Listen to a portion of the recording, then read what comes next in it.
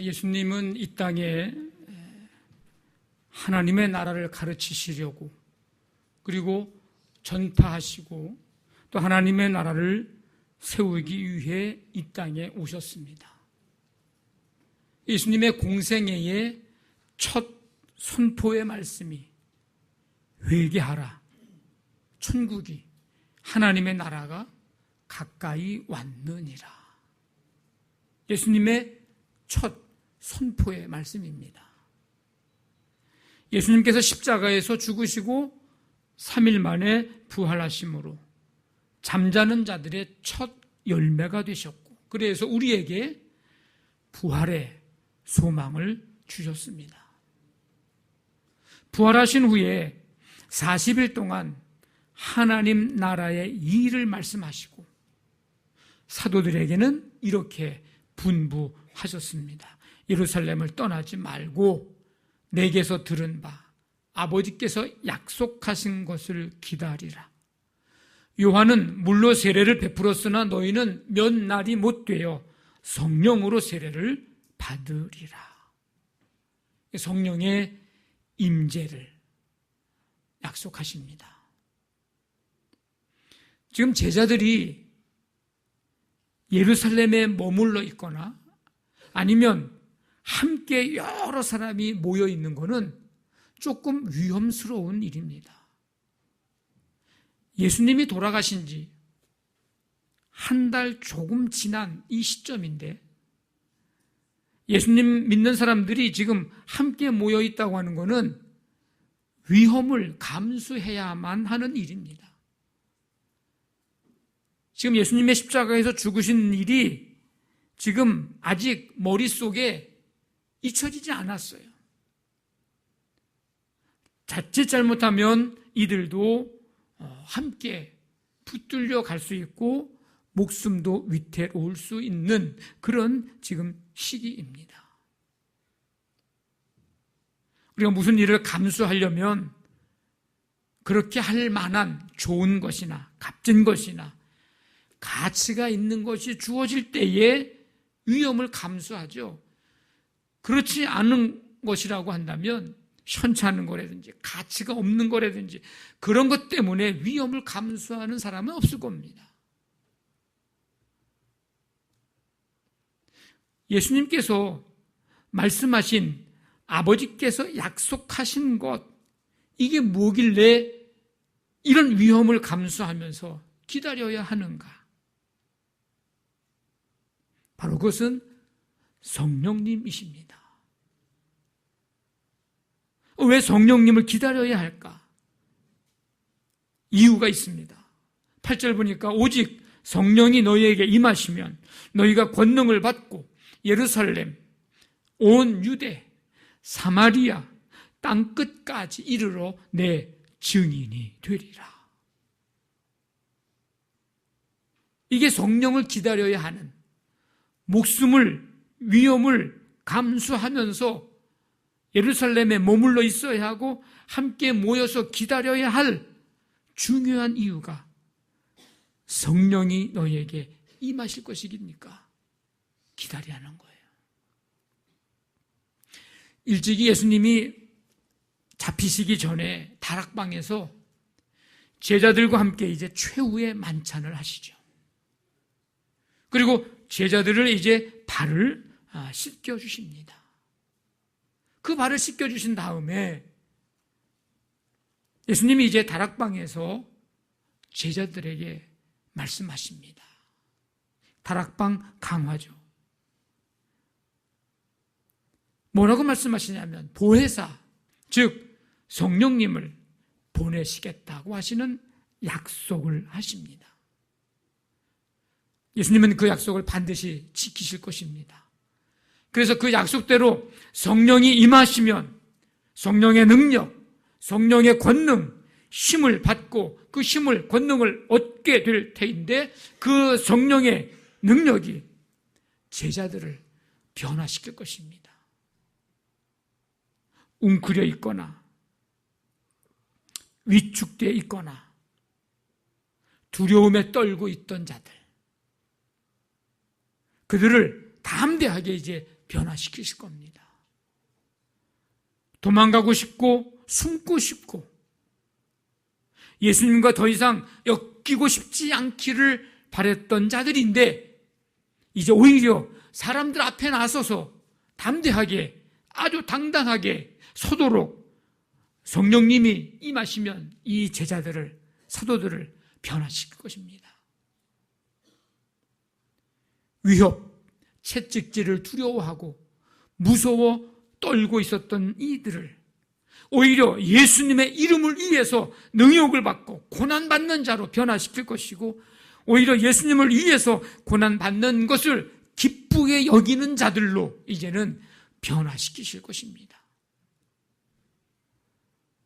예수님을 아느냐고 누군가가 물어보면 예수님 모른다고 베드로처럼 똑같이 부인할지 모를 자들을 이제는 예수님이 그리스도다, 예수님이 메시아다, 예수님이 나의 구주이시다라고 이제 가르치고 전하는 자들로 변화시킬 것입니다.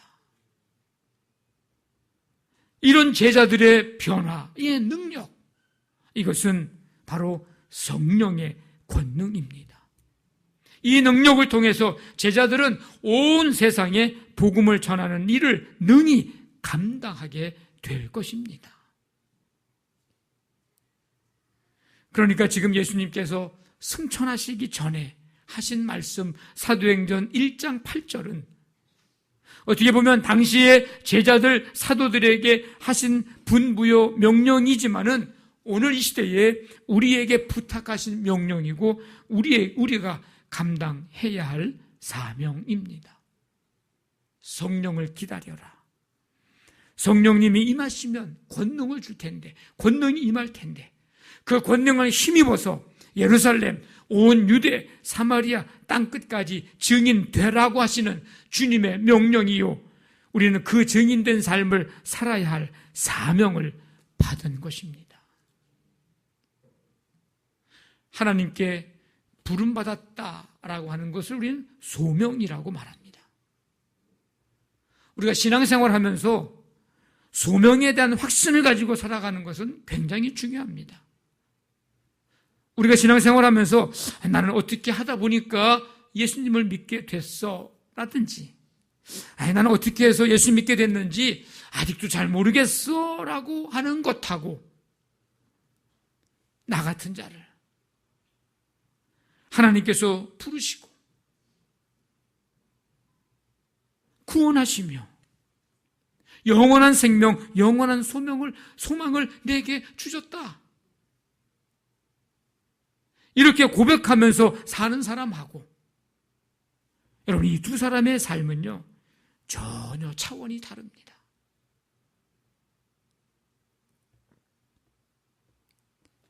우리 이곳에 계신 여러분 한 사람 한 사람 모두는 하나님께서 나를 부르셨다고 하는 이 소명에 대한 이 확신을 가지고 살아갈 수 있기를 바랍니다. 그리고 우리 부름받은 우리들에게 하나님께서 책임을 주시는데 그것을 우리는 사명이라고 말합니다. 예를 들면 예수님께서 갈릴리 해변에 다니시다가 누구를 만나냐면 베드로를 만납니다. 그가 그물을 던지는 것을 예수님이 보셨어요. 이가 뭐 하는 사람일까? 그물 던져서 고기 잡는 사람이구나. 예수님이 베드로를 부르시면서 말씀하십니다. 나를 따라오라. 내가 너희를 사람을 낚는 어부가 되게 하리라. 그물을 던져서 고기 잡는 베드로, 어부, 그가 가장 이해하기 쉽게 하시는 말씀이잖아요. 사람을 낚는 어부가 되게 하리라. 이제 고기를 낚는 어부인 베드로에게 사람을 낚는 어부가 되게 하실 것을 말씀하셨습니다. 사명을 주신 것입니다. 어떤 사명? 복음을 전하는 증인이 돼서 영혼을 구원해야 할 사명.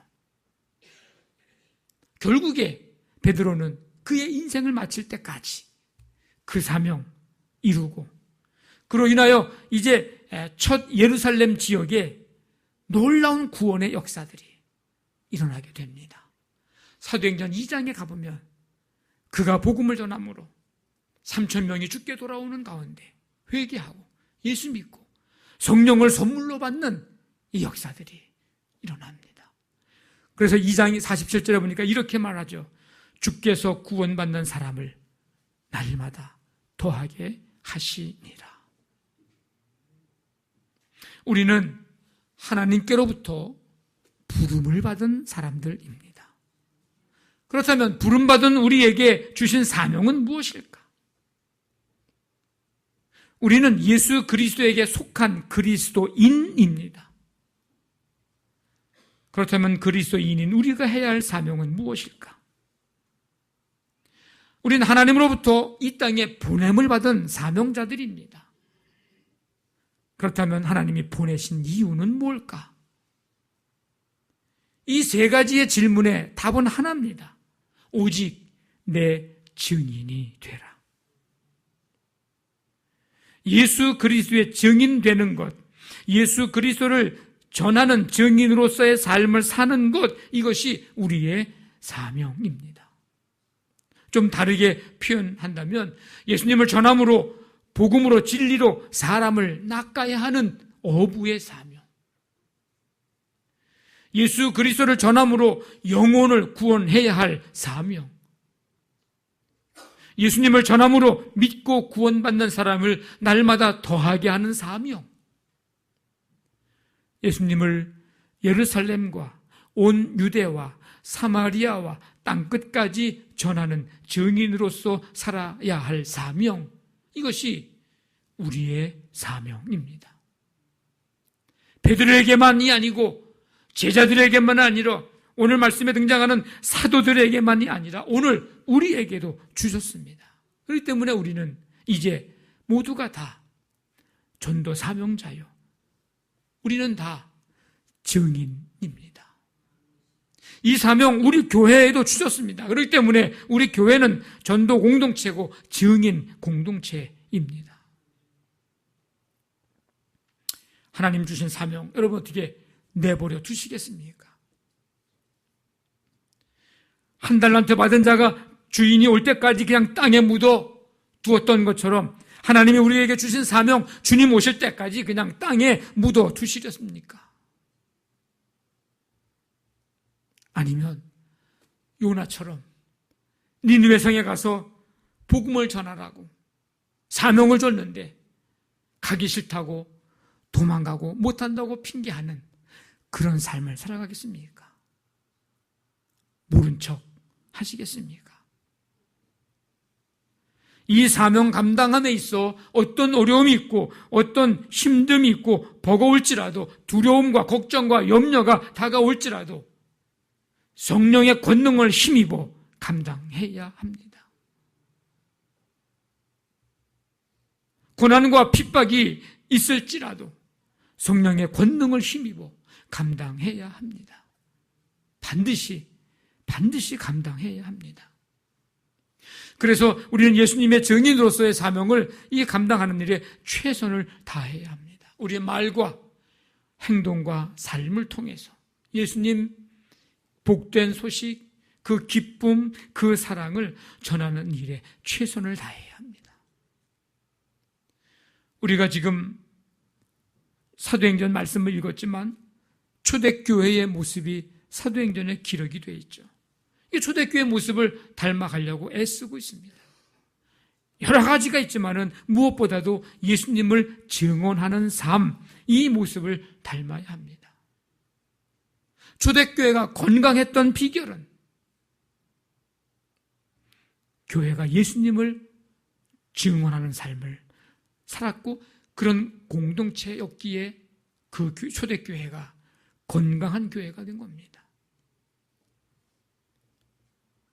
오늘 우리가 건강한 신앙인, 건강한 교회가 되려면 예수님을 전하는 증인 공동체, 전도 공동체가 될 때, 그럴 때 우리 교회가 건강한 교회가 될 수 있습니다.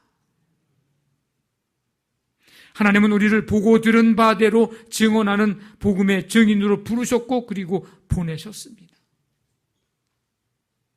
그래서 우리는 주의를 지키는 것을 신앙생활이라고 오해하고 있습니다. 예배 참석해서 은혜 받는 것이 신앙생활이라고 오해하고 있습니다. 거룩한 주일, 거룩히 힘써 지키는 일, 예배를 통해서 말씀을 듣고 은혜 받고 감격하는 일, 무엇보다도 중요한 일이고 우선으로 해야 할 일임에는 틀림없는 일입니다. 그러나 더 중요한 것은 예배 가운데 만난 주님, 예배 가운데 받은 은혜, 그 기쁨, 그 감격을 우리가 증인으로서의 삶을 살아가는 것이, 그것이 더 중요한 일입니다. 그게 신앙생활을 잘하는 것입니다. 우리가 기도하는 것 중요한 일이고 기도 응답받는 일이 우리 신앙생활에서 있어야 되고 꼭 있어야 되고요. 중요한 영적인 경험입니다. 그러나 더 중요한 것은 그 기도 응답해 주신 분이 하나님이심을 전하고 그 기도의 응답의 기쁨을 또 다른 누군가에게 전하며 그 기쁨을 같이 하는 것이 더 중요한 일입니다. 우리가 말씀을 듣고 배우고 공부를 합니다. 신앙적인 체계를 잘 세워가는 것도 중요한 일입니다. 그런데 더 중요한 것은 그 공부를 통해서 예수님을 배우고 예수님을 만나고 예수님을 경험하고 그래서 예수님의 삶을 나를 통해서 보여주고 알려주는 일이 사실은 더 중요한 일입니다. 이걸 잘해야 신앙생활을 잘하는 것입니다. 우리에게 성도의 교제는요, 너무나도 중요합니다. 우리가 사랑을, 선행을 나누고 서로 격려하는 것도 매우 아름다운 일입니다. 그러나 더 중요한 것은 이기적인 자신의 욕심을 버리고 자신을 비우고 자신의 것을 나누고 이런 교제가 가능하게 한 예수님의 사랑을 누군가에게 전하고 내 삶을 통해서 그렇게 보여지고 나타내는 일이 그 일이 사실은 더 중요한 일입니다.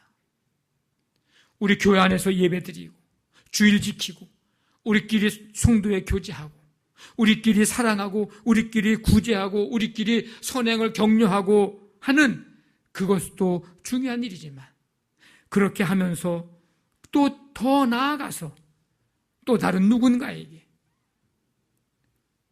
그 사랑을 나누고 함께하는 일이 그것이 우리 교회가 해야 하는 더 중요한 일입니다. 우리는 11월 11일에 새생명 축제를 이제 가지려고 합니다. 예수님의 증인 공동체의 사명을 잘 감당하기 위한 시간이고 우리에게 맡겨주신 이 전도의 사명을 잘 감당하기 위한 좋은 기회요 또 우리에게 주어진 시간입니다. 그날 초청할 우리 예비 신자들을 여러분 찾으십시오.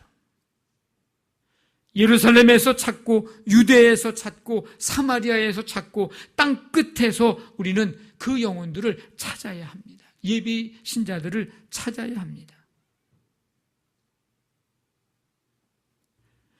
오직 너희에게 성령이 임하시면 권능을 받고 예루살렘 온 유대 사마리아 땅 끝까지 이르러 증인이 되리라.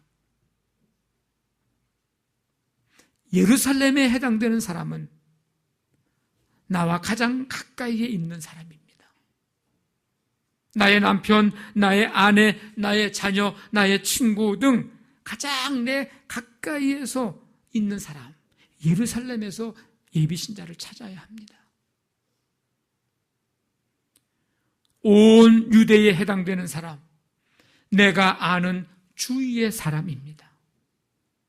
직장 동료, 이웃, 내가 자주 방문하는 가게, 자주 만나는 어떤 또 다른 누군가, 그 사람들이 바로 온 유대에 해당되는 사람입니다.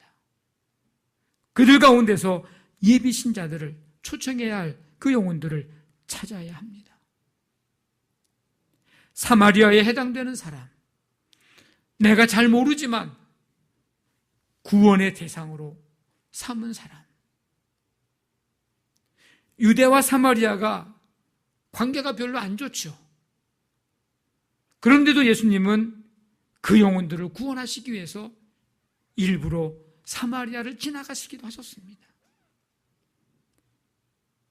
내가 잘 모르지만 구원의 대상인 사람, 그리고 혹 관계가 깨진 사람, 이런 사람들이 바로 사마리아 사람입니다. 거기까지 우리는 증인이 되어야 합니다. 그리고 땅끝까지, 이 땅끝에 해당되는 사람. 비록 우리 교회에 내가 초대할 수는 없고 우리 교회에서 같이 신앙생활은 할 수는 없어도 그래도 먼 지역에 있지만 그도 구원받아야 될 대상. 그래서 우리가 그들을 예비신자로 찾고 함께 기도하면서 그 영혼을 이제 구원해야 할 대상. 그리고 내가 일부러 찾아가야만 만날 수 있는 사람. 그들이 바로 땅끝에 해당되는 사람입니다. 예루살렘, 온 유대, 사마리아 땅끝. 그곳에서 우리는 이제 2달 동안 예비신자를 찾아야 합니다. 그리고 찾은 다음에 마음에 그들을 품고 우리는 이제 기도해야 합니다. 약 2달여 동안의 시간이 있습니다. 정말 뜨거운 마음으로 간절히 그 영혼을 위해서 기도하십시오. 그리고 하나님 아버지의 마음으로 기도하십시오. 하나님이 여러분들이 찾은 그 예비신자들이, 그 영혼들이 죽게 돌아오기를 하나님이 소원하고 계십니다. 그리고 그 영혼들을 마음에 품으면서 기도하면서 이제 어떻게 다가갈까 내가? 어떻게 그들을 섬길까? 하나님 앞에 지혜를 구하십시오. 사람마다 다 달라요. 그러나 하나님 앞에 지혜를 구하면 그 사람 상황과 형편과 마음과 모든 상황에 다 가장 알맞게 가장 좋은 방법으로 각각에게 하나님께서 가장 좋은 방법을 지혜를 하나님이 주실 것이고 가장 좋은 길로 그들을 인도해 주실 것입니다. 그리고 이제 2달여 동안에 여러분의 개인의 삶, 또 가정, 사업, 직장 여러 가지 모든 삶에 성실하고 충실히 잘 해야 합니다. 그럼 우리 이 2달 동안에 이 새생명 축제에 여러분들이 집중하시기를 바랍니다. 그리고 최선을 다하시기를 바랍니다. 사단, 마귀 역할 노릇하지 말고 함께 기도하며 함께 격려하면서 하나님의 소원을 이루고 증인된 사명을 감당하는 일에 우리 모두가 다 함께 동참하고 기도하고 격려하고 그래서 하나님께서 우리에게 오직 내 증인 되라. 우리에게 맡겨주신 이 귀한 사명을 충성스럽게 신실하게 잘 감당해서 하나님께 영광을 돌리고 기쁨을 드리고 하나님의 소원을 이루어드리는 이 복된 역사가 나타나게 되기를 주님의 이름으로 간절히 축원합니다. 아멘.